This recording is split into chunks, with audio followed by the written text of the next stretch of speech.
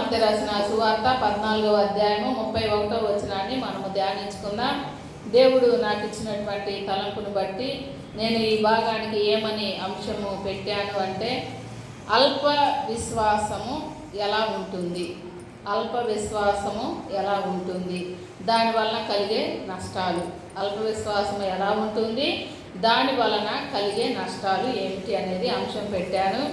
తర్వాత ఇందులో కొన్ని విషయాలు ఏంటంటే, 1 అల్ప విశ్వాసి చింతిస్తాడు, 2 అల్ప విశ్వాసి భయపడతాడు, 3 అల్ప విశ్వాసి సందేహిస్తాడు, 4 అల్ప విశ్వాసి ఆలోచిస్తాడు, 5 అల్ప విశ్వాసి అద్భుతాలను నమ్మడు.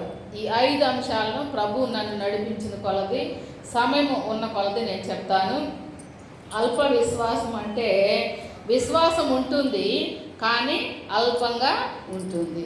అల్ప విశ్వాసం అన్నా, అల్ప బుద్ధులన్నా, అల్ప జీవితం అన్నా ఒకే విధమైన అర్థాన్ని ఇస్తాయి. యేసు ప్రభు పేతురుతో చెప్తున్నటువంటి మాట ఏంటంటే, అల్ప విశ్వాసిలాగా మాట్లాడుతూ ఉన్నావు అంటాడు. నిజానికి పేతురు చాలా ధైర్యవంతుడు, పేతురు చాలా దుడుకు స్వభావం కలిగిన వాడు. పేతురికి యేసు ప్రభుకి చాలా అటాచ్మెంట్ ఉంటుంది. ఎంత అటాచ్మెంట్ అంటే కౌంటరు ఎన్కౌంటర్ అంటే ఎలా ఉంటుందో అలా ఉంటుంది. ప్రభు ఒకటి చెప్తే వెంటనే దానికి రిలేటెడ్గా పేతురు అడుగుతూ ఉంటాడు. అలాంటి మంచి విషయాలు కలిగిన ఈ పేతురు అల్ప విశ్వాసాన్ని ప్రదర్శించాడని ప్రభు చెప్తూ ఉన్నాడు. అయితే మనలో కూడా చాలామంది అల్ప విశ్వాసాన్ని కలిగి ఉంటూ ఉంటాం. ప్రార్థనకు వస్తూనే ఉంటాం, ప్రార్థన చేస్తూనే ఉంటాం, కానీ ఆ ప్రార్థన జరుగుతుందని, ఆ ప్రార్థన దేవుడు నెరవేరుస్తాడని మనము అంతలోనే దాన్ని మర్చిపోయే వారముగా ఉంటాము.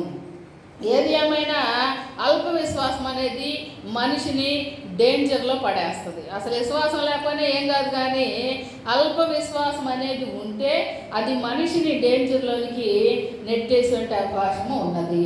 మత్తయి రాసిన సువార్త 6వ అధ్యాయము 30-31 వచనాలు మనం గమనిస్తే అక్కడ అల్ప విశ్వాసి ఎలా ఉంటాడో చెప్తూ ఉన్నాడు.